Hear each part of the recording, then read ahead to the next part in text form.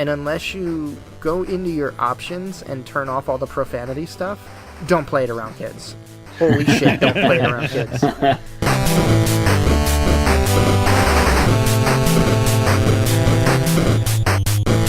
Yes. Jokes on y'all. It's Greedo. It's Greedo. It's Greedo all along. Greedo's back.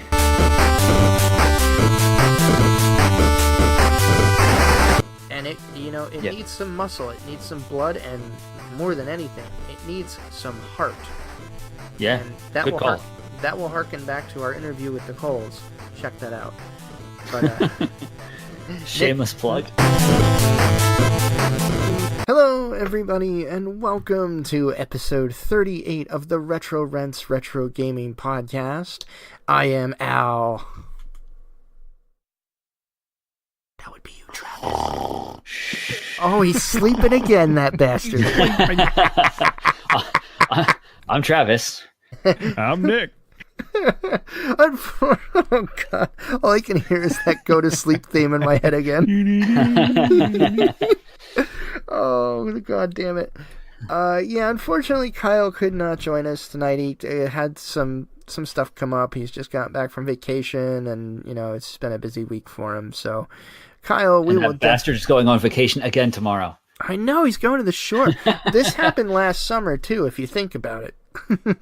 He goes to the shore like every other day, so I guess it's not really nothing Nick, new. I don't know if you heard the older episodes, Nick, but we used to shit on Kyle during the summer because he was always going on vacation. Not always. How dare you? Not always. Oh no, it's like every day. Hey guys, I'm going down to Delaware next week. Oh, yeah, you just got back from there yesterday. I know. We're going back to the beach. Oh man, I could use vacation myself. I'll tell you what. Oh shit! So how you guys been? Pretty good. You? Doing better. Bright horizons. So Nick, gotta say, how fun were the Coles? Oh man, this is you can just taste the enthusiasm in their voices though. I am and again I loved the interview with Christy Marks. She was wonderful. And the Coles were just as fun. They were, like you said, they were so enthusiastic and so open and so cool. It was a real pleasure to talk to them. So, I mean, if they are happening to listen to this, which, I'm sorry. No, I'm only kidding. But I really do appreciate them coming on and taking the time. I mean, they spent over an hour with us, and it was just so much fun. They could not have been cooler. And I'll push it one more time, but if you haven't played Hero U, holy crap, you've got to check that game out. If you liked, the Quest for Glory games or the Sierra-style adventure games, Hero U is really fantastic. So you got to check it out. Yeah. And they got more in the works, which is fantastic. Yeah, that Summer Days that's coming, I'm very interested to see. Just because the writing in Hero U was so good, I can't wait to see this, like... They say it was kind of like a visual novel kind of format, so I'm very interested to see that for that expansion. But yeah, so what have you been playing, Travis? I've actually been playing a whole bunch of stuff. My main games have been Disgaea and Nice. Shining Force Neo. Disgaea 1 or 2, because I thought you beat Disgaea. I did beat 1, but I'm not playing 2 yet. I'm actually in the middle of a YouTube series where I'm trying to get one character up to level 9,999. See, this is why takes a while. you get. I don't know. I couldn't do it. I'd get bored. You are a more patient man than me. I like big numbers. I like turtles. Big old numbers. The bigger they get, the more entertained I am. So it works. Oh God! Don't play the Division 2. That game is all numbers. Yeah, I don't know. I'm kind of interested in that. Just it's a lot of fun. It's fun. I haven't played it in a couple of days, but I've enjoyed what I've played of it, and it was fun playing with other people. I played with Headshot about a week and a half ago. Yeah, it was good times. Good times. Nice. And Dave was playing with us too. RoboPig. It was a good time. Oh, that's cool. Yeah. It's good to have a good crew to game with. I love that crew. I just love that crew. Yeah. But, all right, so Disgaea, what else? Yep. Shining Force Neo, which is an action RPG in the vein of the Shining series, which is not the greatest game I've ever played, Mm-hmm. but it's decent. I guess I should say. Okay. I give it maybe like a 6 out of 10. But I don't know. It's interesting. It's a very different take on the Shining universe than what I'm used to. But it does seem like it's almost like a half-assed retelling of the original Shining Force.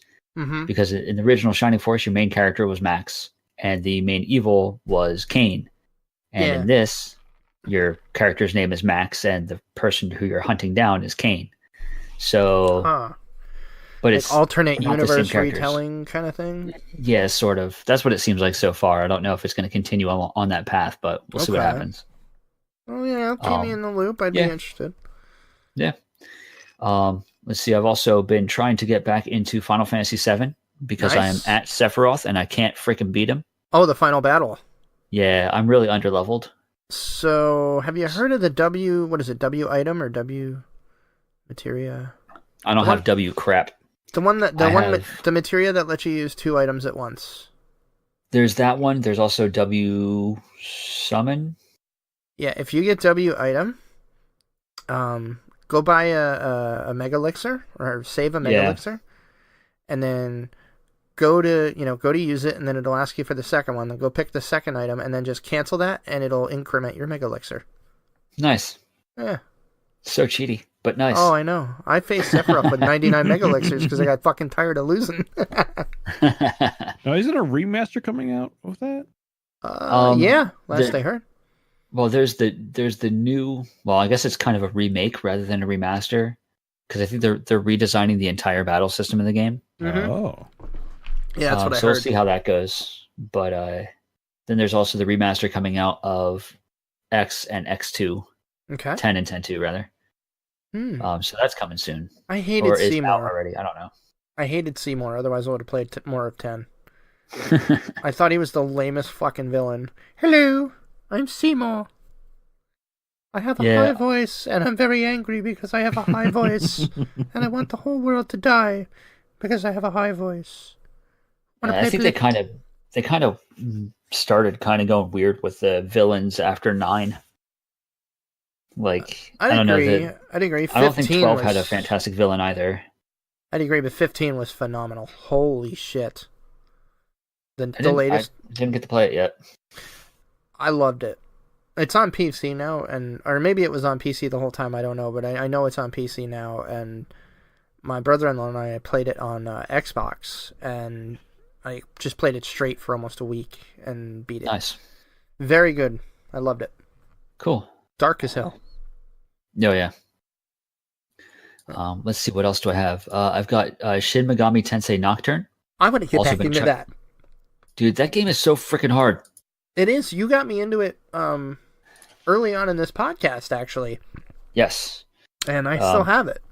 I gotta play it. It is so good, but it's so tough. Like, I'm at one part where I just cannot beat a boss. Mm-hmm. So I'm very close to just looking it up and, kind of just strategy guiding my way through this boss. Yeah, that's right. You had to have the right demons. Like it's kind of like Nick. Have you ever played this one? It's almost like a Pokemon game, but except there's. I have not on this one. I heard of it, but I have not played it myself.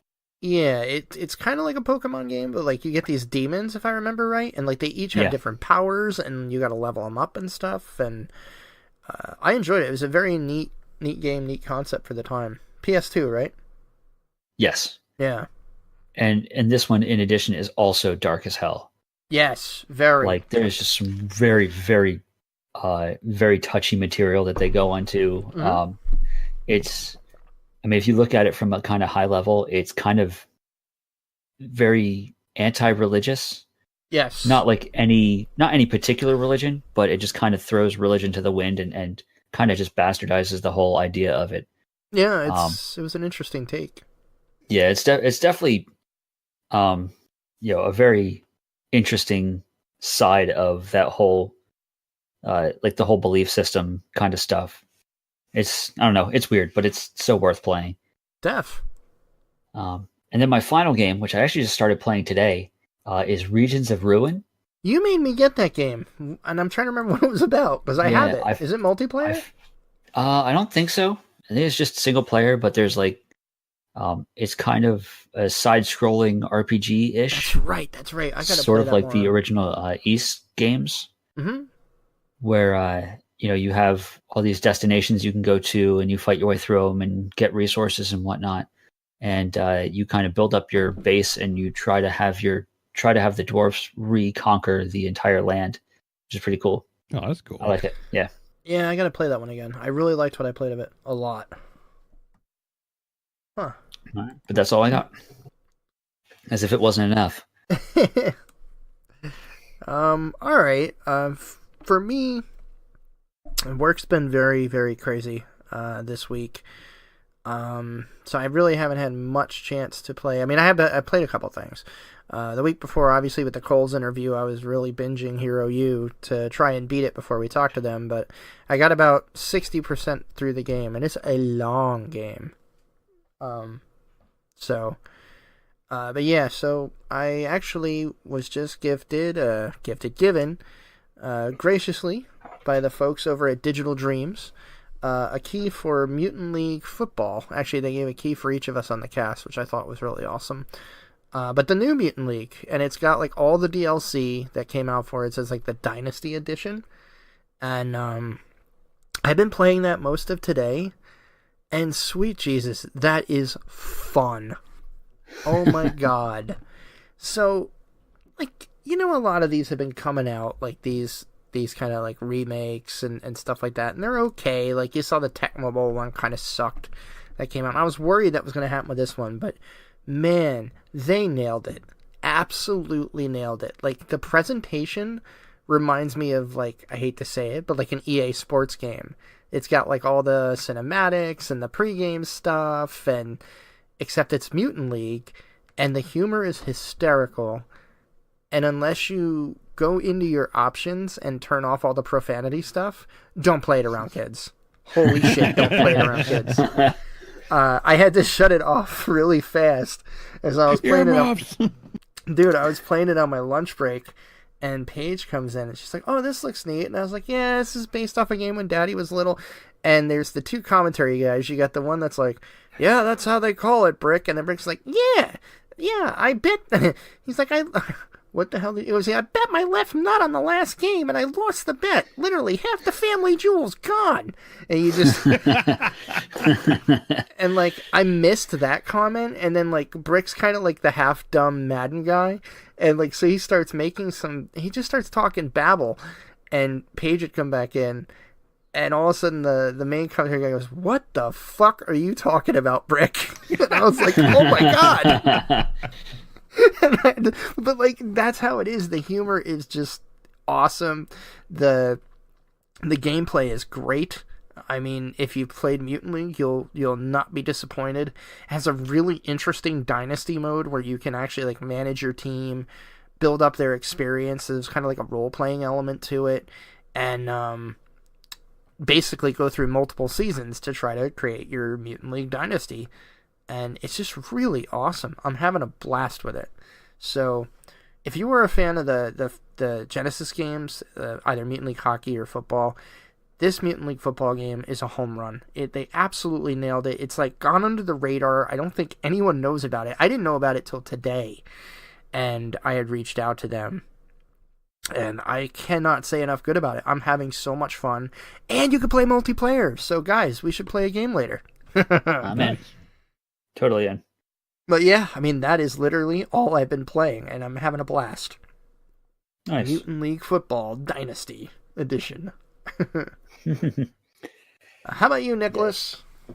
So, obviously, fresh off of PAX and the announcement of Borderlands, I started jumping back into Borderlands itself. So, kicked off with some Borderlands 1, was able to stream a little bit of that. Holy crap, that takes me back to 2009. Did nostalgia remember that one a little bit better for you, like it did for me? Well, they did improve it. I'm playing the enhanced version, so it's much improved. But playing multiplayer with some other friends, and yeah, suddenly all the bugs that happened back then are like coming back, and you're like, oh yeah, I remember this thing happening. Yeah, that and like having to pick up all the loot, picking up all the loot individually. Well, no, they actually improved that. So you actually have to, you just walk near it and it comes to you. So that's kind of nice. Oh, I'll be damned. You do have to like manually pick up guns as usual, but like, money and ammo that just, you go near it and it picks up. So they actually did some quality of life improvements. Okay. I haven't played it yet. It is a big nostalgia trip in terms of like, oh yeah, I remember this, and I remember back in the day when this was actually a new thing, and now it's a very common aspect of multiplayer games. Yeah, things like very that. much so. So it's kind of a nice blast from the past. I'm kind of working my way through that, and then I'll eventually get into Borderlands 2 and kind of work my way up before eventually September with Borderlands 3. Well, when you're in Borderlands 2, let me know. I'll definitely play that multi. Will do, absolutely. Don't forget to play pre-sequel. Yeah, that is on the lead. I'm kind of like marching through their release orders, so it'll be 1, 2, pre-sequel. I think I'm going to go ahead and pick up the Telltale Tales of the Borderlands. Awesome. If you like Telltale games, that's one of the best ones. Yeah, absolutely loved it. Like, I have the Back to the Future, and I have the, played some Walking Dead, and it's like, so it's like hands down. It's like I didn't get the Tales from the Borderlands, but yeah, I think in part of this kind of like lead up to Borderlands 3, I'll eventually get it. It's so good. I enjoyed the hell out of it, and you'll like it, especially with playing the other games. Like, once you play through all of them, apparently like there's tons of little throwbacks. Yeah, like little lore bits and whatnot. Yeah, oh yeah, you'll enjoy it. Nice. And then I decided to jump into Astroneer. I forgot that it actually officially launched. It'd been in early access for years, but it officially launched back in February. And I'm like, oh, you know what? Let me, because it was also at PAX. They were like handing out like some bundle codes and whatnot. It's like, oh, you know what? I gotta check this out again. Like actual, it's full launch version. And you don't have an extra, again, do you? Super ton. No, they only had the one. But it's only $30 right now, so I've wanted to play that. But yeah, like it's just super chill and it's a lot of fun. Like, there's no enemies. Basically, you have to fight some environmental hazards more or less, and more or less make sure that big spiky ball doesn't run you over, Indiana Jones style. But you're not fighting anything. It's just, go out, collect resources. You can, build, it's kind of like, it's a sandbox, so it's like, you can build little sand castles out of the land, or dig to the core and things like that. So it's just super chill and a lot of fun. And super, it's kind of weird because, coming back to it from early access where there was a lot of simplified game mechanics type of thing, and you can kind of see, now that I see the end products, like, I see where they were going with this. Oh, very cool. That's cool. So, some things are a little simplified. Other ones, they kind of put in a few more, steps just to kind of slow things down a little bit. But again, another game just like coming back to it. Granted, like it's not, I think it's went in early access 3-4 years ago, something like that. Okay. But total blast, and I'd highly recommend it. It's super easy to pick up, 4-player multiplayer as well. Oh, easily drop in. There's no levels, so there's no matter like unlike Borderlands where like you have to maintain your levels with whoever you're partied with, otherwise you get this level gap. Astroneer is simply drop in, drop out, do whatever you want. They can help out. They can go do their own thing if they want. Sounds interesting, but super chill. That sounds really interesting. Nice. Yeah, that sounds pretty good. All right. That's all I got. That's all for you. Actually, I did forget one that I was playing, and I told you about it, Nick. It's a game called Pathway that I've been playing. Ah, yes. Yeah, I need to check that game out so bad. So I was looking at it. It looks good. You posted that. One of you posted that a while back, and I was like, holy shit, Indiana Jones kind of XCOM-y with, like, maybe Nintendo or Sega 16-bit graphics? Yeah, sign me up. So I've been playing that. It was cheap, too. I picked it up for, like, next to nothing. And it's fun. I think we're all big Indiana Jones fans here, so there's that factor that just makes me love it right away. I mean, you're literally going against, like, Nazis in a pulp adventure era, and cultists, and you name it. So it's such a tip of the hat to the Indiana Jones, era. But it's kind of roguey in that it's got some decent difficulty to it, some grind to it, and it's kind of, I think it was by the same guys that did Faster Than Light, right? I think. I don't know. Is it? Is it? Who would? I don't remember the name of the Faster Than Light studio. Shoot. Give me 1 second. I was gonna say I'd look it up on my keyboard. Is loud as hell. Yeah, Jeremy will yell at you. Hold on. Yeah, Jeremy will yell at me again. Mine's not much better. Hold on. Subset Games made FTL. Okay, so no, it's not them. It's like something bot. Oh crap! I want to get them credit because it is a fun game. It is Robotality. Robotality, thank you, and published by Chucklefish. Yeah, it is a Chucklefish game. Chucklefish is like the best freaking thing to happen in any game. Seriously, 100% agree with you. They're amazing.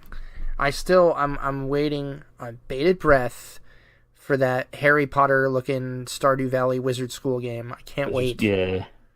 God, I want to play this so bad. But yeah, so Pathway is a lot of fun. It's nothing like groundbreaking, like the combat, it's strategy, RPG, tactical combat, nothing big there.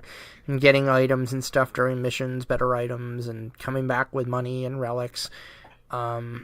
It's not breaking new ground except for the setting. Like, I really don't think we see a lot of these, Indiana Jones style games. I mean, there is one I haven't played. I think it was called Strange Brigade or something like that. I heard it was pretty good. But yeah, I mean, it's relatively cheap the last time I looked at it. And if you like that kind of almost like an 8-bit XCOM with an Indiana Jones flavor, it's worth checking out. No doubt. I'm enjoying it. But cool. Yeah. So that aside, we'll head into the release highlights. I unfortunately did no homework this week. And Damn it.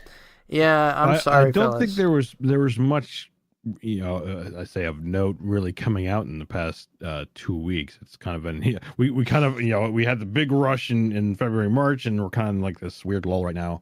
Yeah, what is it, Katana Shakiro or something, or Sekiro? Yeah. That came out about 2 weeks ago, but around the same time of PAX, I think. Yeah. So that's kind of like the last big one. But a game we saw at PAX, Katana Zero, is now out, both for Switch and PC. I feel like you talked about that one, didn't you? We did. And very cool looking. I'm probably gonna be picking it up. It kind of has this, retro bit looking look to the game, and you're this kind of cyberpunk samurai. And there's like a bit of time. I see manipulation in terms of like you can kind of go into like bullet time. Ooh. And super fun game. They had it on the show floor in the Nintendo area. And yeah, total blast. I might reach out to ASCII Soft. This looks really cool. All right, I like it. That looks awesome. Actually, is it like Metroidvania kind of deal?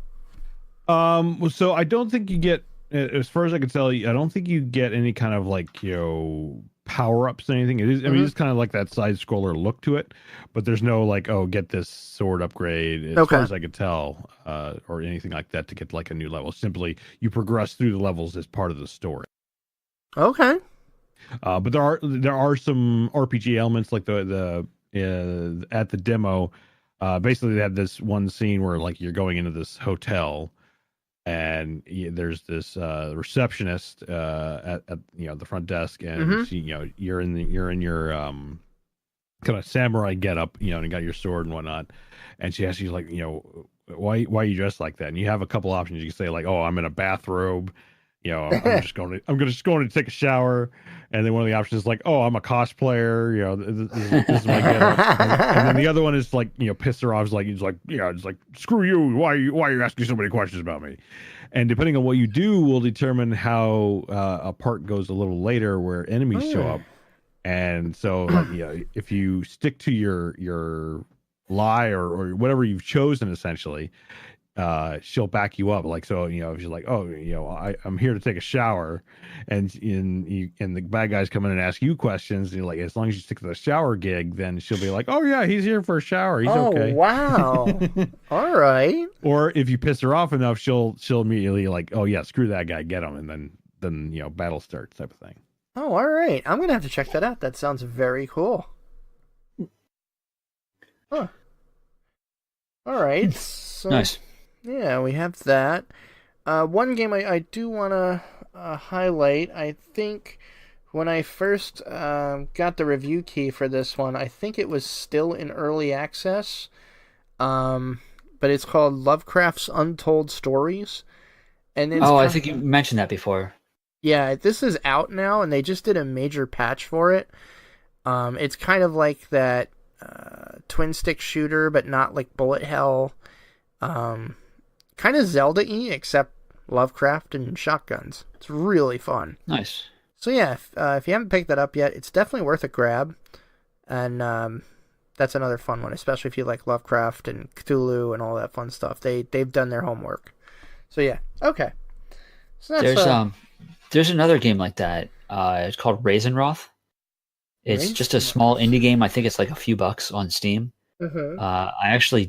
I did a quick review on it like years ago for one of my old YouTube channels, and it's actually pretty cool. I think it has some what's it called, like Cthulhu-esque lore. Okay. So it's pretty cool. But check that out. It's probably a couple bucks, and it's not great, but it's not bad either. The story's kind of cool to it. I'll have to check that out. Yeah. I mean, my favorite thing with this Lovecraft one is you actually go through Arkham University in one of the boards. Yeah, that's awesome. It's so good. But all right, I mean, as Nick said, we're pretty light on releases this week. So that will just sorry, go ahead. I actually have a couple. Oh, I didn't write them down, but I do have a couple of them. Oh, by all means. Because I am anybody who really knows me, besides the fact that I love RPGs, I also love gathering and crafting games. Not so much Minecraft, but some that like ones that have a little bit more substance. A little more substance, a little less like strictly do whatever the hell you want to. But one came out today called Forager. It's like a combination of Legend of Zelda and Stardew Valley.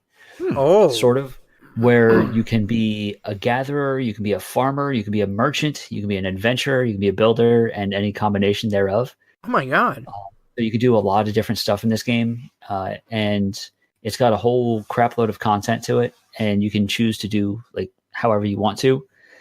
And it looks like it's really quick play. I'm actually very much so looking forward to getting this. It is $20, and it looks to be worth it. Right now, it's got a very positive rating on Steam, and it's actually published by Humble Bundle, so that's pretty cool too. Oh, I wonder if it's in the Trove. Maybe. Give me a second, because I'm still on Humble Monthly, despite the fact that my god, the last two have been kind of weak. Yeah. But I know the second I cancel, it's gonna be awesome. It's gonna be freaking great. I mean, this month's already looking good. If you don't subscribe to Humble Monthly, if you decide to, you'll actually get Assassin's Creed Origins. Yeah. Which. Yeah, memory of the Notre Dame fire. Well, no. That's Unity. You can actually get Unity. that. You can get that free from the Epic Store right now. Oh, okay. Or the Ubisoft Store. Ubisoft, yeah. Yeah, if you just download Uplay, you can actually unlock Unity onto your account. No, Origins is the one that came out prior to the most recently release, which is Odyssey, and this is the one. Gotcha. This is the one that started the switch to like the RPG, more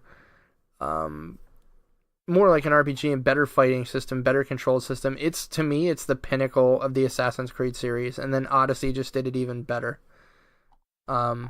Yeah, I highly recommend. You can't beat it. I think what is Humble Monthly, like $12 a month or $13? Yeah, $12. Yeah, and Origins alone makes this month worth it. Origins was fantastic. So yeah, it's and that's still a $60 game, isn't it? Odyssey is. I think Origins at 40. I think Origins is a $40 game still. So still, it's a hell of a deal, and you're gonna get a bunch of other games with it. So I'd say jump on it if you haven't done the Humble Monthly thing, because again, even if that's the only game you like out of it, that's a hell of a steal. Cool. Yep. I might go ahead and do that this month, just because I haven't played pretty much any Assassin's Creed games, because I played the first one, and I know the first one's kind of like the weakest entry of the whole series. Easily. No, but I think you'd love this one, dude. With probably the RPG mechanics and that, and you have a good PC too. It's fucking beautiful. nice. Yeah, I think you'll really enjoy it. It has a good story too. All right, it has a damn good story. Probably one of the best I played in Assassin's Creed. Although Odyssey is fast outpacing it, but that's just because I love Greek mythology. Okay. Now I'm waiting for when they actually put in a Chinese or Japanese version of Assassin's Creed. I will be buying that and playing it for 3 days. I'll take off until I beat the game. Origins is still worth it because you can climb to the top of the pyramid while it still had a solid gold capstone. That's pretty cool. Oh, it's badass. You don't slide down the capstone? That's weird. Oh, you do. Oh, okay, good. Oh, you do. And it's fun to try to see if you can make it all the way to the bottom without hitting the gaps.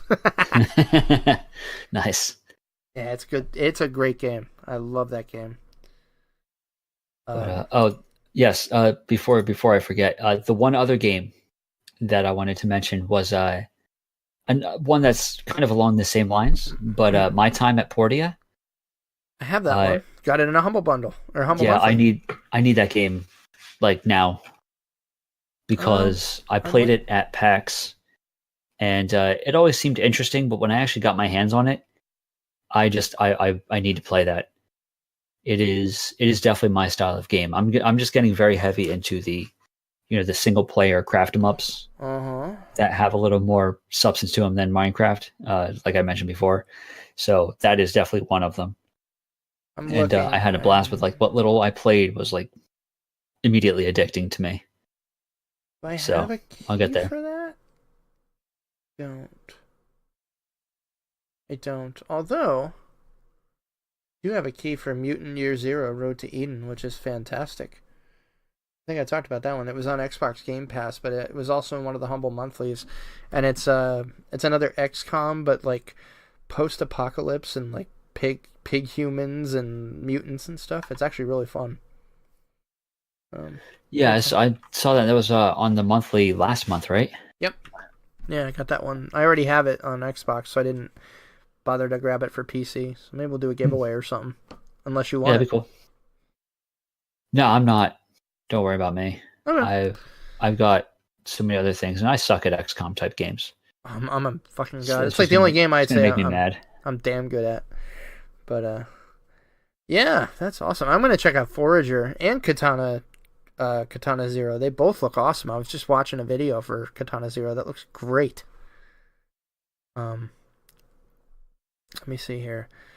All right. Any other releases you guys want to talk about? That's all I got. All right, then that brings us to news. News. Welcome to the theretrorents news. Wow, is that accurate as of today? I think it's as of yesterday. I think it was. Oh, Reggie's last day of Nintendo.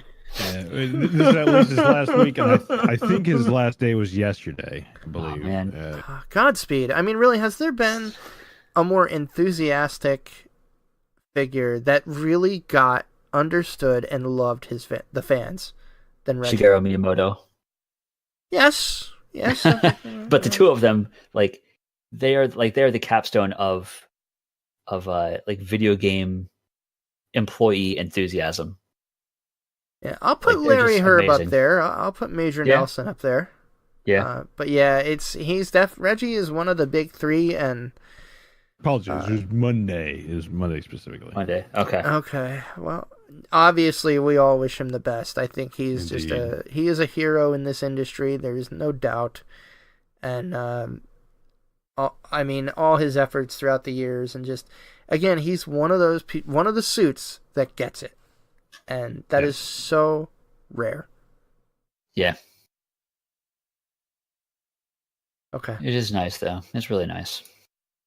Sorry. And I'm glad for him. I mean, he just started his own Twitter account. I know. The and other dude, day, how is it that at Reggie was not taken? I don't know. Right? I have no idea. But he's got 300,000 some followers now. Yeah, I followed him too as soon as I realized. I'm like, wow, And I immediately obviously checked to see if @Al was taken, and god damn it, wouldn't you know it? Yeah, I think you're a little late on that. The 2 character names there, buddy. I know, son of a bitch. But yeah, I'll definitely be watching to see whatever he does next, even if it's just chilling for the rest of his life. Christ knows he's earned it. Yeah, but obviously we're all excited to see what Mr. Bowser does. Indeed, yes. I know that Luigi and Mario have not been seen on campus for quite some time, and people are getting a little concerned. I hear they're coming out with Bowser's Inside Story too. I'd play the shit out of that. I'm just going on record right now. The thing is, it's just going to be about this guy rising the ranks through Nintendo. So right. Oh my god. Yeah, and this next one I'm handing to you, Nick. I thought of you all freaking week this week because my god, if there was ever a week that Nick was hoping for, it was this week. Indeed. I mean, the eternal Star Wars fan, nothing can ever let me down with Star Wars. But man, like a ton of stuff coming out of Celebration this week. Yeah, right. Obviously, probably the kingpin is obviously the Episode 9 trailer. Looks great. Yeah, it does. Looks great. The last, 10 seconds? Holy crap, what's going on? I want to know what's going on. What's the deal? So yeah, Ian McDiarmid is back as reprising the Emperor. So what does that mean? Or at least his voice. I mean, are we talking? Yeah, as the internet obviously has exploded. It's I have my own questions. I'm wondering if it's gonna be along the lines of is it gonna be a recording, or if you followed some of the extended universe stuff. I was gonna say the Zahn stuff before the internet got their some people on the net got their tits in a bundle that he was coming back and that's this and that, and I'm like, hey, it can be done right. Timothy Zahn did it amazing in the Empire trilogy when absolutely if it's the Zahn route, then are we talking the clone Emperor? Obviously, or not even the clone. Well, obviously that was part of that, but I mean even just remember, I think it was either Luke or Leia was in orbit around Endor, where the Death Star exploded, and she started having hallucinations because his essence was still there. Yeah, it could be that. I mean, I say the extended universe, but I think it's actually technically labeled as canon. If you play or you even watch the YouTube videos of the movie version of Battlefront 2, the story component, there's and this is part of the new Disney canon. There's books about it and whatnot. There's a thing called Operation Cinder. Oh. And basically it's the Emperor's I say fail safe, but it's just the last edict of in the event of his death, these droids would go out, and if you watch the animation sequence, you understand a little bit better. But basically it's a hologram of him giving his last order of just raise the galaxy. Oh, get out. The whole object of the the remnants of the Empire is to simply just start raising blow planets. Shit up. Obviously they have no Death Star, but obviously there's some planetary weapons. No Death Star, use matches. Giant herd ball. And so don't any of you have flamethrower phones? And so part of this is again these holograms, and it's presenting his face and his edicts to the high commanders and whatnot. So there's that portion of it. So again, it could be the guy, the side of the recording, right? Or are we looking at something else? Either way, super cool. Yes, joke's on y'all. It's Greedo. It's Greedo all along. Greedo's back. You might have fired first, asshole Solo, but I'm still alive. Another thing that was really surprising, they announced, now this had been announced at E3, they teased it. Yes. But we actually got, I say trailer footage, again, not game footage. It's, it's still Animax. We're not seeing what the gameplay actually looks like, but it's from Respawn Entertainment. These are the guys behind Titanfall, the most recent Apex Legends, and Star Wars Fallen Order, or Jedi Fallen Order. And basically you play as a Jedi hiding in a post-Clone War, Order 66 has happened, and now you're simply hiding amongst the peoples. How is the freaking great does like, the concept of this sound? Yeah, it's like a fantastic concept. And this game is single player only. No microtransactions. Microtransactions and no loot crates. And it's like you put in the notes. I'm just going to say, Nick put this in the notes. And EA's the publisher. What? What? Yeah, it's like, have they finally learned their lesson? I would say probably not. Like, not at least with, with this game. Yes, like I don't expect them to like flip it around. No, I don't either. But you know what? This is the way to go. Throw us a bone once in a while. Give us a good single-player story. I don't have to play with my friends every goddamn game. Yeah, it's like sometimes we just want a good story, This I can't wait for. Yeah, so it's looking fantastic. Again, if you watch the trailer, there's no gameplay, so nope. Always do caution. But the way they're setting it up, and again, Respawn Entertainment behind it, so it's a solid publisher or dev studio. So they're going to crib the animation when you climb up the Titan, rip open the back, and blast it with a machine gun, except it's going to be an AT-AT. Either way, sign me up. Yeah, now supposedly I think I saw a thing that it's going to be on the Unreal Engine and not the Frostbite engine, which Thank is what God. Correct. Titanfall and all that has been built on. Yes, that is correct. So that again, very cool. Looking forward to it. I'm definitely psyched. I think it's coming out later this year. It's coming out November 15th. in November 15th. I was going to say it's coming out right before the movie.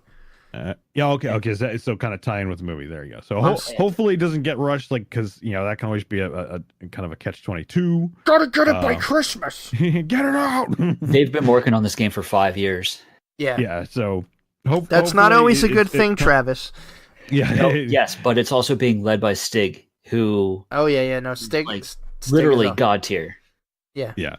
So hopefully everything lines up for this, and they make a really solid game, because I kind of feel like EA and Star Wars kind of need a win here, because they've been kind of dropping a lot of things on the floor. Yeah, they really have.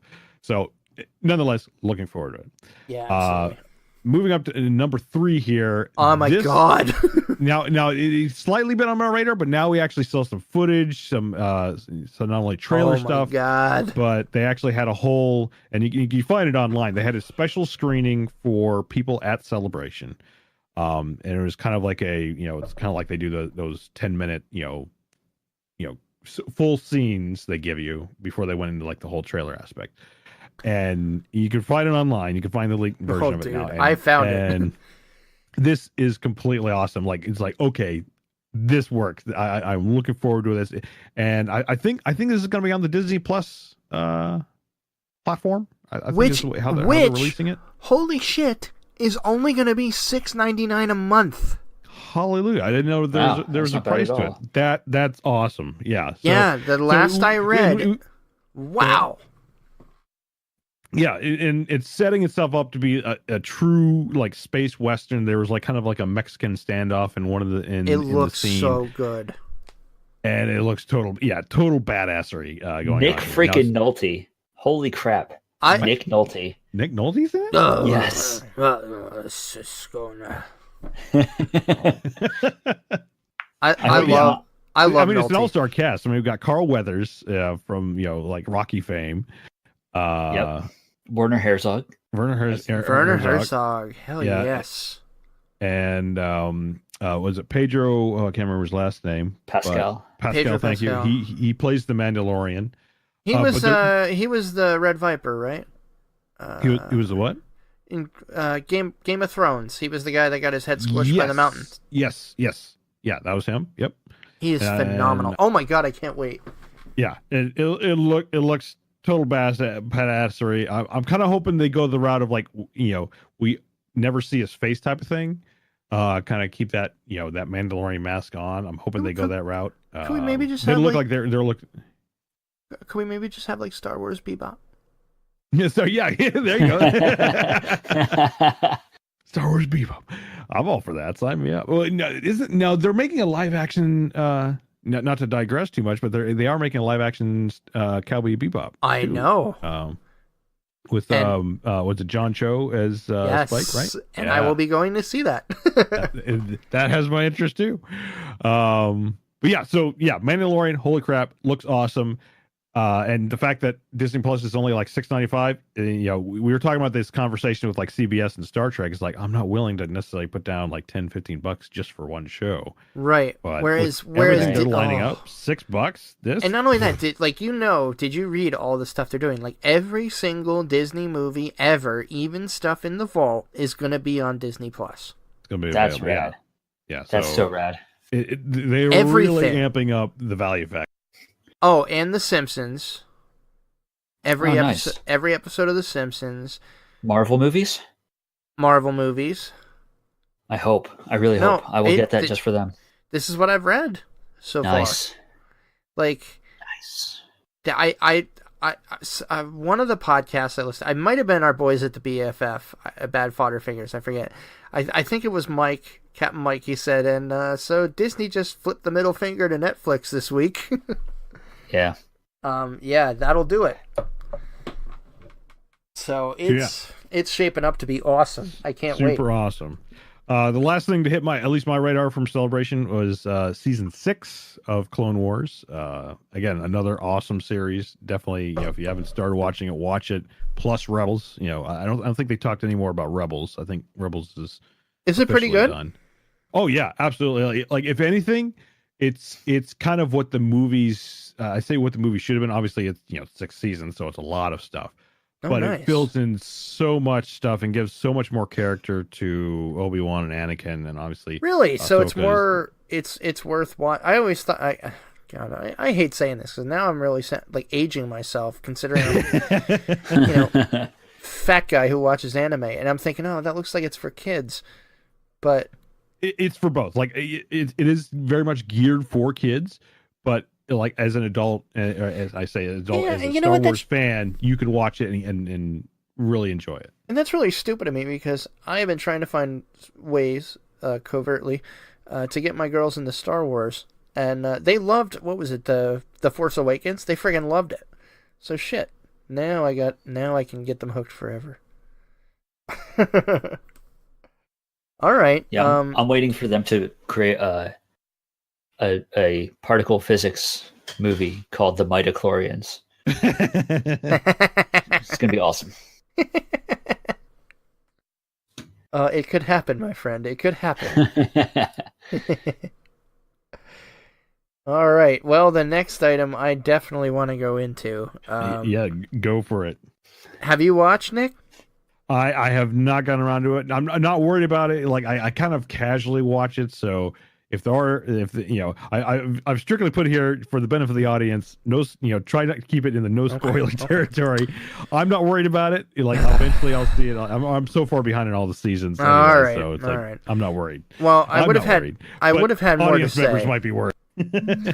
I would have had more to say if Uncle Kyle was here with us today, because I know he is caught up. God damn it, Cal. I hate you, Cal. Yes, damn it, Cal. Obviously, the Game of Thrones premiere was last Sunday for the final season. I'm just gonna say, oh my god. Mainly, and I'm a little worried because I think they got 5 left to go. And this was a great episode, and it definitely progressed some major plot points forward pretty quickly that it needed to. A lot of reunions, which I thought was great. But, yeah, they got 5 episodes left, and thanks to, George R.R. Martin, about 10,000 dangling plot threads that they really need to fucking resolve in 5 episodes. So it will be interesting to see how that happens. There are some great moments in it. All in all, I would say I think it's a good start to the season, but I will say that this week's episode is really going to have to pick it up, just because we are, we're limited in content this season, and there's a lot to cover, so it's going to be interesting to see how they do that. I will say, and this isn't a spoiler alert as far as plot, you can go watch the intro for this season right now. Every intro you see the astrolabe. And I'm just going to say there are some very creepy portents in that astrolabe, especially in the last few seconds. I'd say pause it if you can and do a frame by frame if you're a geek like me. But yeah, there is some shit. So this season is going to be crazy, to the point where there are people, pals of mine like Los over at the Social Monkeys, who's doing a freaking bracket for who's going to live and who's going to die, or who's going to end up a White Walker. Yeah, it's shaping up to be great. It's definitely the best thing I've seen on TV, hands down. So nice. We'll see where it goes. But yeah, it started off good so far, but there's a lot of ground to cover. Okay. I think that's it for our news. Actually, no, there is one item that we did not talk about, and this did come up while we were on our, 2 weeks, and we did the interview. But I know this is a subject to you, Travis, and I do want to talk about it because I have been doing a lot of reading. But everybody knows by now that Jason Schreier, a fantastic journalist over at Kotaku, did write this expose article of where Anthem went wrong. And it's a pretty eye-opening article about BioWare and what's been going on in their side of the industry, how they've been conducting their internal business. And I have to say, BioWare's initial response I thought was a little bitchy. I mean, I get they have to defend themselves, but they were trying to make it like Jason was doing a hit piece against like individual developers. And I mean, I read the entire thing. He didn't name anybody, and he didn't single out anybody. He just pointed out, and I think this is a problem in the gaming industry in general at these bigger companies that, have made incredible games.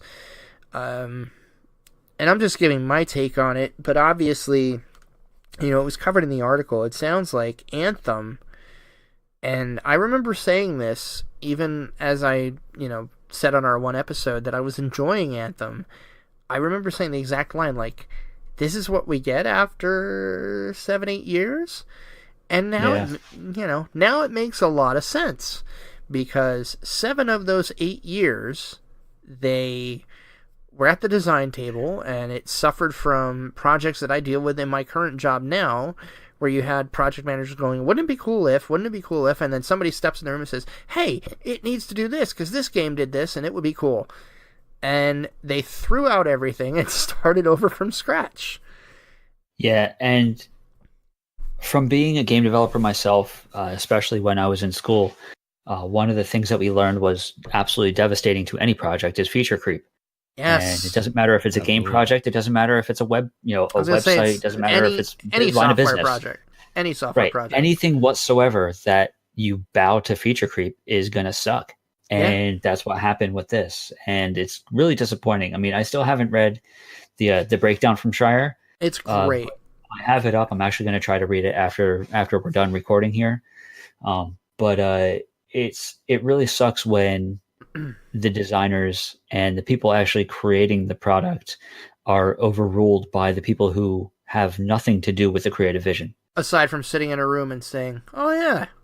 Exactly. Yeah, and that's where I want to give Jason a lot of credit, because this needed to come to light, because there are a lot of hardworking people in this industry that have so much talent, and when you have a committee basically trying to be a creative force, which will, hint hint, always fail. That's why you need creative directors, and you need to give them the authority to make these decisions. Right or wrong, you're going to get a better product than you will when you do this by committee, and this is a perfect example of what happens. And I really feel for the developers at BioWare. There is one part of the article, and our pal Rockslide, AZ Rockslide, Eric Bouchard over at Everyday Gamers had brought up, the article points out that when your developers are hoping, and these are the developers at BioWare that worked on Dragon Age Inquisition, they were hoping that would fail so that these horrible practices would hopefully change. And then it becomes a success. If anything, I really think this was exactly what needed to happen to expose this, and hopefully we'll see some positive change out of it. I've been waiting for positive change to come out of bad products for a long time. And I'm really hoping that this is finally the straw that breaks the camel's back, because, I mean, how many projects has Activision put out that have sucked entirely and they still don't learn? And they still put out crap. Now, I'm hoping BioWare actually learns something from this and really takes it to heart and comes out with something that just blows everything out of the water. Like, I hope they take Anthem and do something like they did with like Anarchy Online or Final Fantasy 14, where the game sucked at the beginning, which it technically, I mean, the game is not good. It's not. And I hope that they take that. It has good systems in it that have a lot of potential. Right. But that's it. And that's the thing. They need to take that potential and run with it and do things right again. And it's definitely possible. I mean, so many games have done that, where they've just come out and were absolute trash, and then they turned around and were like win Game of the Year. So I think Anthem can still do that. I mean, it's probably the best looking game I've ever seen in my entire life. Everything is gorgeous. It plays wonderfully. I mean, I said it on a couple episodes back. I mean, playing Iron Man is fucking awesome. Yeah, it is cool. It's a lot of fun, but there's a skeleton there. And it needs some muscle, it needs some blood, and more than anything, it needs some heart. Yeah, and that will harken back to our interview with the Coles. Check that out. But shameless plug. Nick knows what I'm talking about. Oh yeah. But they really brought up a great point. Where they were talking about things that their fans have always said to them was that your games have a lot of heart, and that counts for something. And I feel like, when you're talking about the straw that breaks the back, Travis, I think one thing about this that is really different, I think in the past a lot of people thought it was like the devs or the creative director or this person or that person. I don't really think there's really been a piece like this that really exposed the management for what it is. You hear about like the big villain publisher, and that's kind of where people were going with this initially. Oh, EA killed BioWare. And again, Eric, Rockslade had a really good point. This was not EA at all. This was BioWare. And this was, BioWare management pretty much shitting the bed since Mass Effect Andromeda. So Right. Because that was kind of a disaster too. Yeah. So it's one of those, like, again, I hope BioWare gets a chance to come back. It's, I don't know, man, two big drop balls. That's a hard thing to win people back from.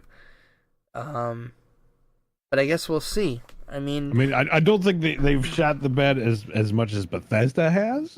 So, yeah, Bethesda took one game. I think they could do it. Bethesda took one game, shit the bed, bled all over it, and then like smacked a baby on camera. Like, you just don't get worse than that. But to your point, like, I mean, we could see kind of like maybe in a year or something they kind of do a relaunch. Like, I'm starting to notice this trend a little bit. I mean, we saw with No Man's Sky. Yeah. I'd say we're seeing it with Sea of Thieves right now, where they're hitting the 1 year mark and they're finally getting into things that probably should have been there in the first place. Oh, I totally agree. Yeah, but they rushed out the door, so they had to choose what makes it, what doesn't, and then fortunately they got the time to be able to actually make the corrections, and then get it in. So difference. Could we see something with like that? Like you said, with Anthem, are we going to see them add stuff down the line, or kind of do maybe a relaunch in a year type of thing? I don't know. All I know is No Man's Sky just did VR, and goddamn, I wish I still had a VR headset. Yeah, that'd probably be pretty rad. I've heard it's awesome. But, all right, so that is it for news this week. We'll move on to the Save Point Game of the Month, which is Bucky O'Hare. We did a cartoon game. We did a poll on the Save Point, and it turned out that the winner was Bucky O'Hare. once again, Al is going to take his typical path and go with, this game is fun, but holy crap, it's really hard. I don't know. And it's really hard because of the high-pitched voice. Yeah. Yeah, I went Seymour for a minute there. Did either of you get to play that yet? No. I didn't, because on my Nintendo, my Nintendo is in storage. Gotcha. By that I mean my hard drive's in my old PC. Yeah, it's a good game. It's kind of Mega Man-esque, but yeah, it's hard. And as everybody knows, I'm older and less patient, and I said, "Fuck this game," and that's kind of where I stand on it. I do see its qualities. It was a good game for its time, no doubt, but I don't know. I can't do those games. I had Bucky O'Hare sneakers when I was a kid. Who the hell is Bucky O'Hare? I don't even remember. It was just a cartoon. He's just a space pirate kind of rabbit dude. Buck Rogers, but a rabbit. Gotcha. Yeah. All right, then. All right. Not to be confused with Duck Rogers. Oh, yes. There was Duck Dodgers. Yeah. Tiny Toons is coming back, I've heard, by the way. Nice. Yeah, or Animaniacs, that's what it is. Well, they're just as awesome, if not more so. I know, I can't wait. I loved Animaniacs. But, all right. I hear there's zany to the max. There's baloney in their sax. Bill Clinton plays the sax. Oh, that cartoon was so great. I miss shit like that. Yeah. That and Freakazoid. Freakazoid was awesome too. What was Freakazoid? Freakazoid was to me, it was like the first cartoon that just literally made no sense whatsoever, and it was glorious. Oh, I remember seeing that's where I don't think I ever watched it though. Oh, watch it. It's so good. I will definitely have to check it out. All right, we will continue. We'll go to voicemails. We did already talk about the interview with Lori and Corey Cole. That was our previous episode. I highly encourage anybody to listen to that, especially if you are Sierra fans. It was very interesting hearing, their take on Sierra versus Christy Mark's take on Sierra. They're all kind of saying the same thing in different ways, and it's great to get perspective from people like that who were, and I think Christy said it, and so did Corey, where they were just kind of at the Wild West of PC gaming. There really wasn't a set blueprint of how to do what, and it was great to get their perspective. So check that out. That's episode 37. It's called The Coles Interview. I think you guys will like it. But it is time for voicemails. And Travis, why don't you plug the voicemail line since Kyle's not here to forget it? Okay. The voicemail line is 610-810-1654. That's 610-810-1654. And I'm sure there's an acronym there, but I haven't figured one out yet. I'll get you. I'm going to find out. I'm going to find out right now. Oh, no. Sorry, Jeremy. He listens too. I don't even care. All right, I love it. All right, what do we got? Oh, that sucks. There are no results for the phone number submitted. I told you. No words. No words at all. Oh well. Man, not even for 1654? Apparently not. I'll be damned. Okay then. Oh no, because it can't be a 1. Because 1 doesn't have any letters. How about just 654? All right. Anyway. Still nothing. This is stupid. I hate this. Get a new number. All right, we'll figure something out. And on that note, we do have some voicemails, so let us go check that out. This first one comes from... this is a first-time caller to the show. I'm really excited about this, but I have to give him quite a bit of love just because he did that for us when we just started off on the podcast he was hosting at the time. Always gave us a shout-out, and I really appreciate it. Here he is, the man himself, Holy headshot? So wait, I missed the instructions. Was it press 1 to act like a jerk, or was that a different number? What's up, theretrorents? It's Chris, Holy Headshot. Calling in, finally. Took me long enough. Sorry. How are you guys doing? Excited to hear Travis back on the show and to hear the PAX updates. Very cool. I had a question for you guys. So, everybody's all pumped for Borderlands 3. As am I. I had some feedback and a question. As much as I am hyped for Borderlands 3, I'm going to let you in on a little secret here. Borderlands 2 didn't really take off with me as I thought it would. And pre-sequel, I know, has gotten some flack in the past about whether or not, that was a good sequel in the franchise or not. I will tell you what, since they've had the updates and the new textures and all that good stuff, my son and I went back and started doing a playthrough of pre-sequel, and I am liking it way better in co-op than I did initially. I feel like there was a difficulty spike in 2 and pre-sequel from the first one, but it doesn't seem as bad now that I'm going back and playing it again. So maybe I just sucked and got better over the years. But bringing me to my question, so what kind of unpopular game opinions do you have? What's something that everybody else loved and raved about and just never took off with you? And maybe you've discussed that on the show before. I'm not sure. My memory stinks. But I just figured I would ask that. Also, man, love what you guys are doing. The interview was awesome. I am really hyped to hear the next interview because Heroes Quest 1 was one of my favorite PC games from back in the day, and call me crazy, I never got around to playing the sequels. I know you're fucking crazy. Sorry. I know that stings. That's probably another one of my unpopular gaming things, but I don't know what happened, but I missed them. I had the third one, I think, or maybe it was the fourth, but I never really got a chance to sit down and work my way through it. So shame on me, but I am excited for that. One of these days I'm going to have to try out Hero U. So you know what? Let me throw out a bonus question for you guys. Hero U looks like an amazing spiritual successor to an awesome franchise. What is something from back in the 8-bit, 16-bit days, doesn't have to be PC obviously, but what is a game that you would really like to see them do a really good spiritual successor or sequel to with modern graphics and mechanics and settings, and how would you go about that? Alrighty guys, keep up the great work. Hope to catch the new episode soon, and hope you guys have a wonderful week.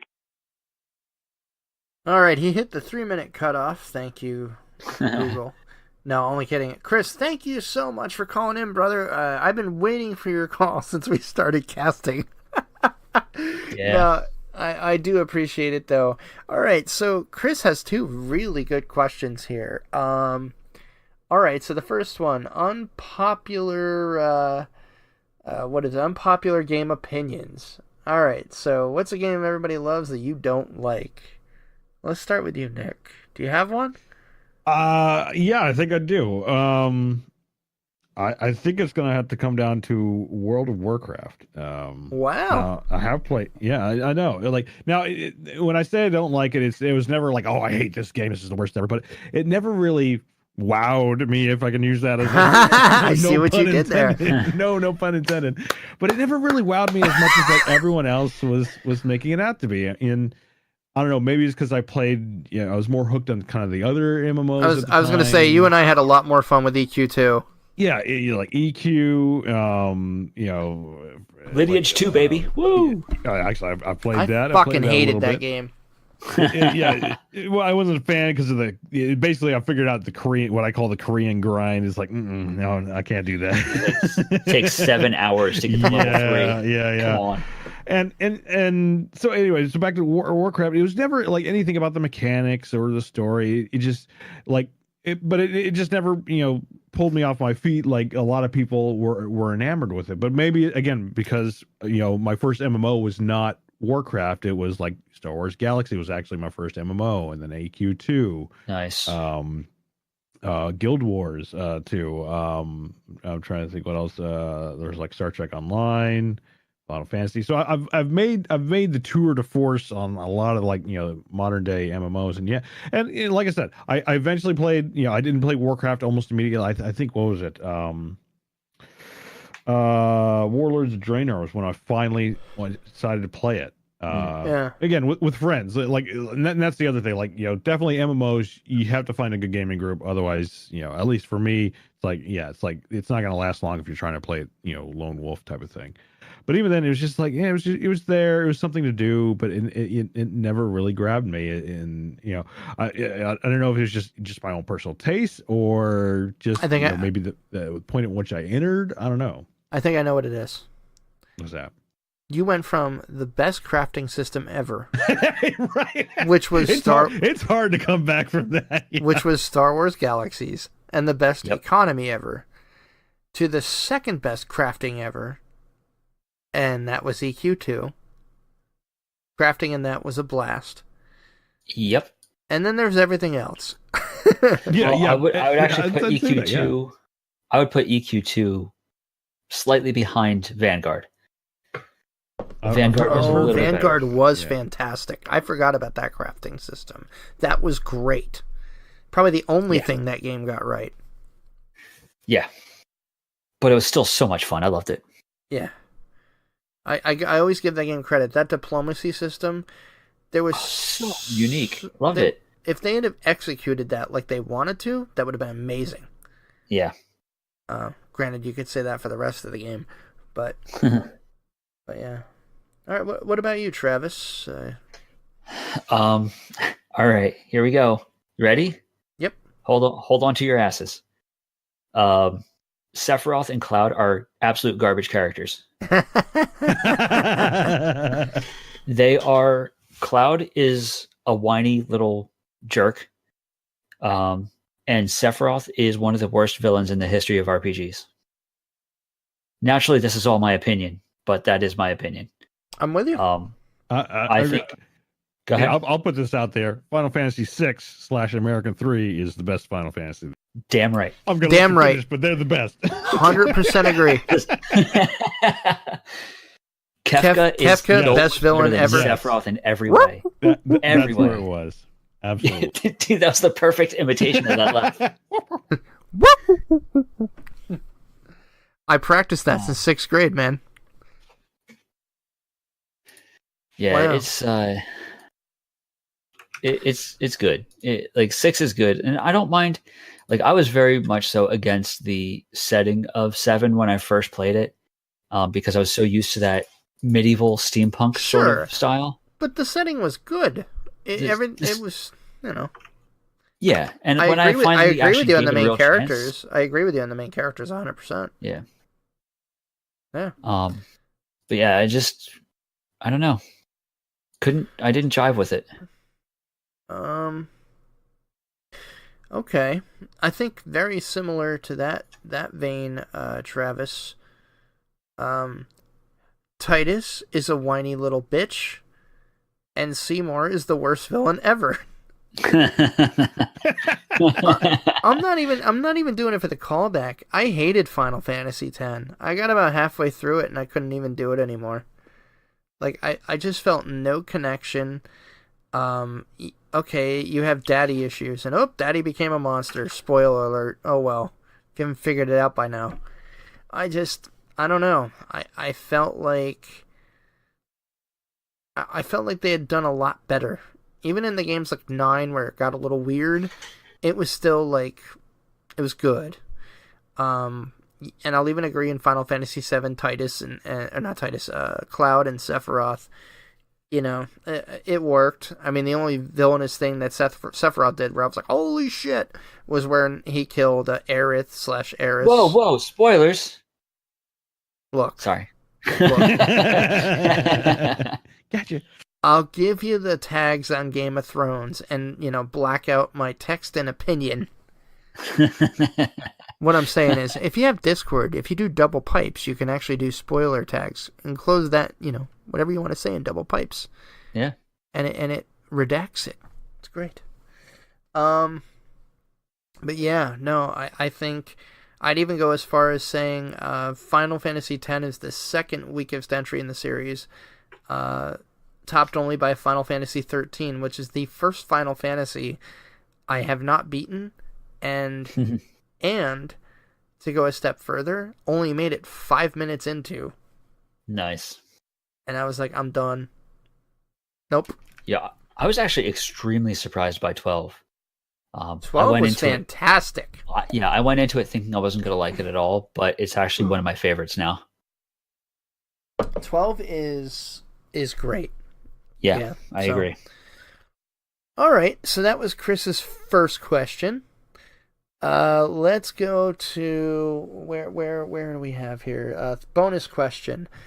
An amazing spiritual successor. What is something from back in the 8-bit, 16-bit days?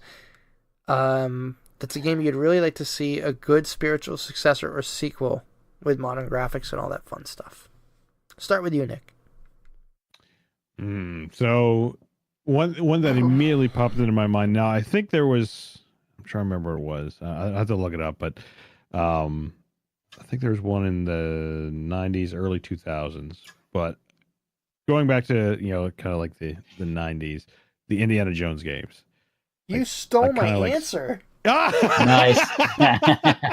If you want, a lot of the old LucasArts stuff, I think, and I'm not talking about like a remaster. I'm talking, I mean, you look at the stuff we have today. We have like Rise of the Tomb Raider, and it's very Indiana Jones-esque, and it's super awesome graphics, and kind of like these exploring mechanics. Like, I'd like to see Indiana Jones in kind of like that style again. You prick. Makes sense to me. That's what you get for making me go first. I steal your answer. Well you didn't even know it. Well done. You can tell how long we've known each other. All right, Travis, how about you? This is probably the easiest question I've ever answered in my life, and that's Shining Force 2. I like that. I like that.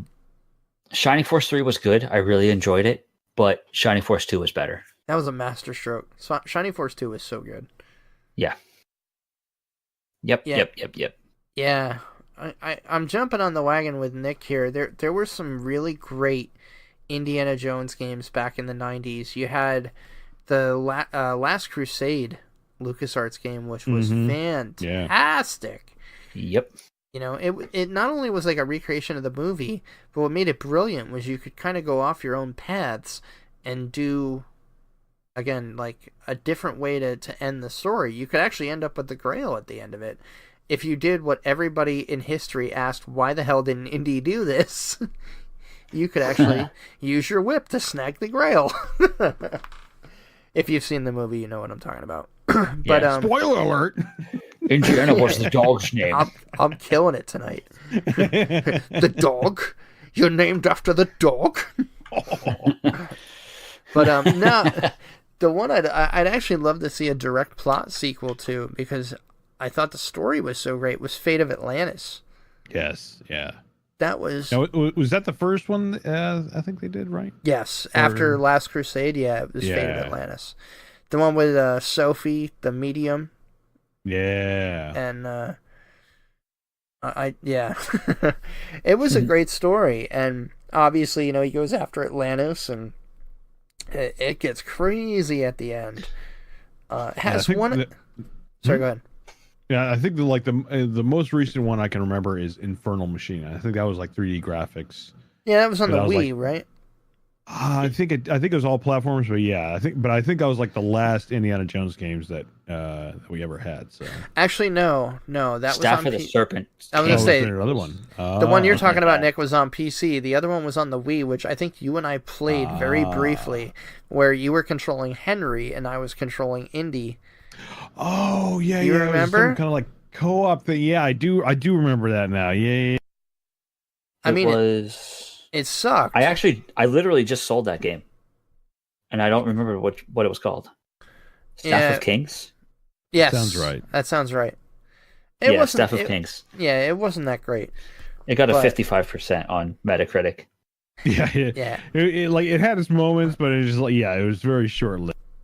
Yeah. So it's I mean, I'm on the same boat. I think that, that's still a series that has a lot of runway left, and I would like to see that, come back. It'd be interesting to see what they do with it. Obviously, everybody would like it to be, with Harrison Ford in his mid-40s or so. But, I mean, they're working on Indiana Jones 5, so it's like, why not? Well, I'd love to see this one, because I thought they played it perfectly in Crystal Skull, where he goes to, jump on the truck and goes through the windshield. He's like, damn, I thought that was closer. It's like, now what are you going to do? He's running to the fridge going, damn, I thought that was closer. And that's terrible of me. Well, I love it. I hear the new one's just going to actually be an hour and a half documentary of him teaching a history class. We actually get the history lesson after all this time. The sad part is Nick and I would be first in line at the theater for it. We'd still go see it.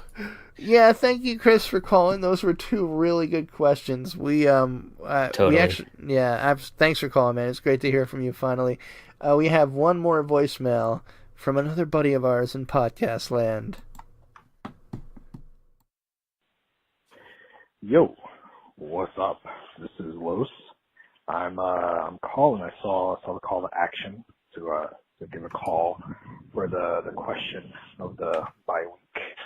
And you had me thinking. I was like, what obscure game have I played that I could say? But I don't really know any obscure games that I could tell you. And it got me thinking, what games have I played?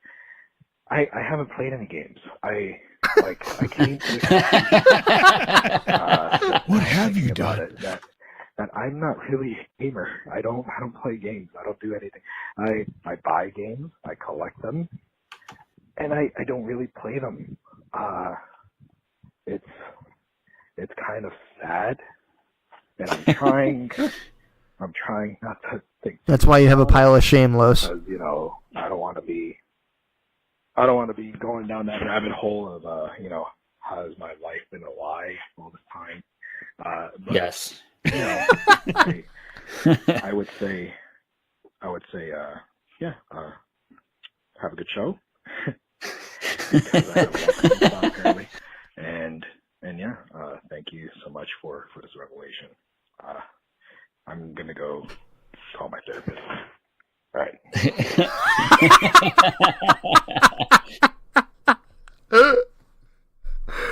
Oh, Los, you might win the best call ever. That was awesome. That was fantastic. And for anybody that hasn't heard Los's podcast, it is the Future Monkeys. It's fantastic. I subscribe to it every week. And now this explains a lot.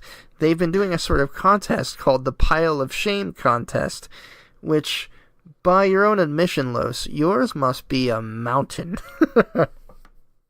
And for those who don't know, the Pile of Shame is all those games you buy when they're on sale that you say you're going to play. And Damn you, Steam library. And you just never touch. And that becomes part of your Pile of Shame. Los, yours must be epic. So that would basically be the 200 some games on Steam that I haven't played, and the 300 some PS2 games that I haven't played. Mm-hmm. I have a pretty big pile. I'm not even going to give my count, because if my wife ever listens to it, she'll probably kill me for being so careless. But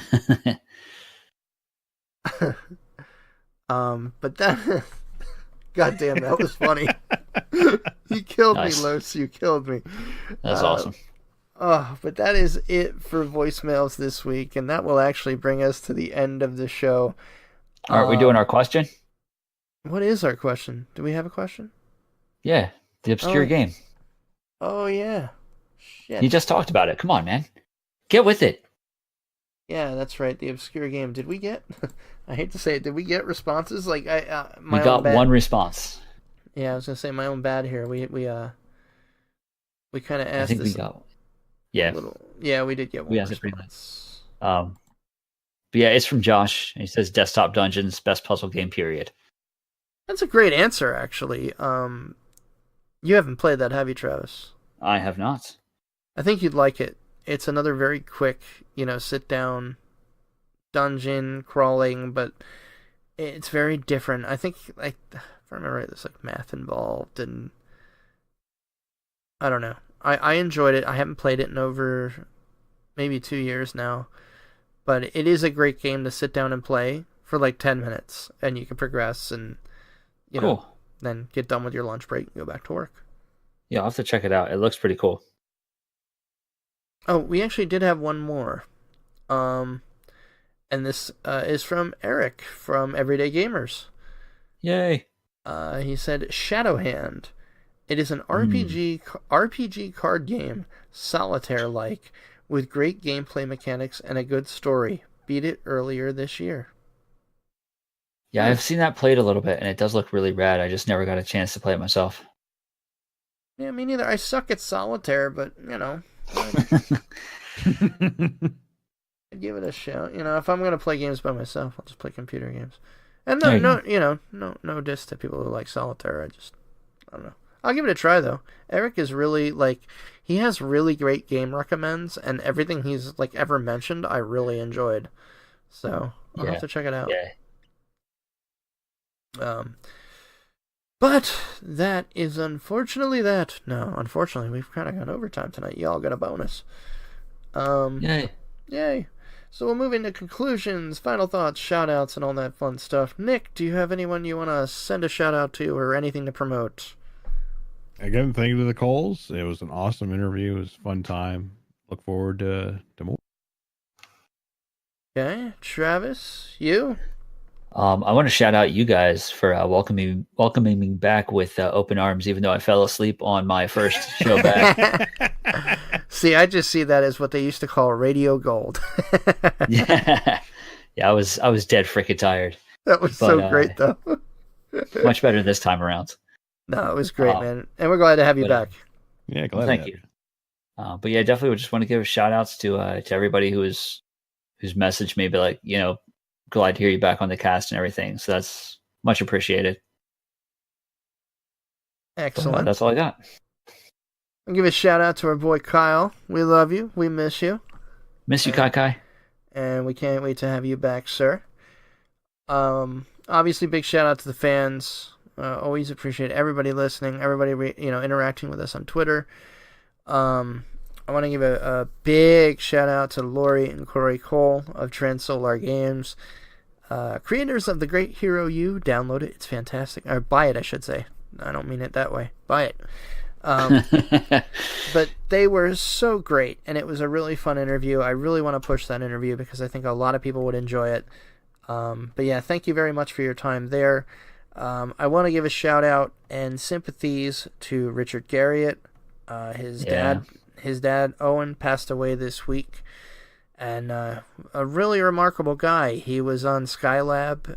He was one of the first astronauts to stay at length in space, and many more achievements in his career as an astronaut. And so our sympathies go out to Richard and to his family and to Owen's family.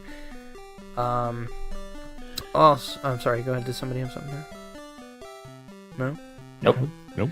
Okay, and now obviously a big shout out to the Everyday Gamers. We love and we miss you guys. Come on. Yeah, I miss them. Miss them a lot. It's episode time, fellas. I'm gonna cry. I am too. I literally have a baby sleeping behind me. It can be done. I'm only kidding. I know how it is. Yeah, I'm not. No, actually, I'm not. I literally do have a baby sleeping behind me. I'm just kidding. I'm not busting on. Is it Blake? I think Blake just had the baby recently. So good on you, buddy. I hope you're getting some sleep. Obviously, another big shout out to the Bad Fodder Figures. I gotta get off my ass and actually get my call in this week. I missed my my spot last week, call-in crew. But Captain Mike, you keep switching it up, and I don't know when to call. I'm only kidding. I'll call tomorrow. And another shout out to the Future Monkeys. Lois, thank you for calling in. And I'm really enjoying their cast. It's great to have those guys back. Los and Beardy, and Scary goes on. Has been joining them, and it's a really great podcast. So check the Future Monkeys out. Other than that, you can reach us if you want to interact with us on Facebook at tiny.cc/savepoint. You can email us, theretrorents@gmail.com. We're on Twitter at theretrorents. I am on Twitter as @retrorentsal. Nick is at Black Eagle Ops. Travis is at SodaXBread. Kyle does not like Twitter. He's not here anyway, so fuck him. And we're on Twitch. RetroRentsAl. Kibitz for Kyle, which is Kibbis. Black Eagle Ops for Nick. And SodaXBread for Travis. And that, my friends, will bring an end to episode 38. It was great to hang out and talk with you guys on this fine Thursday. Yes, it was. And I'm glad everybody came out. Thank you all for listening. And we will catch everybody on the next episode. Till then, next time. Don't be dicks. Catch you on the flippity flop. Later, everybody.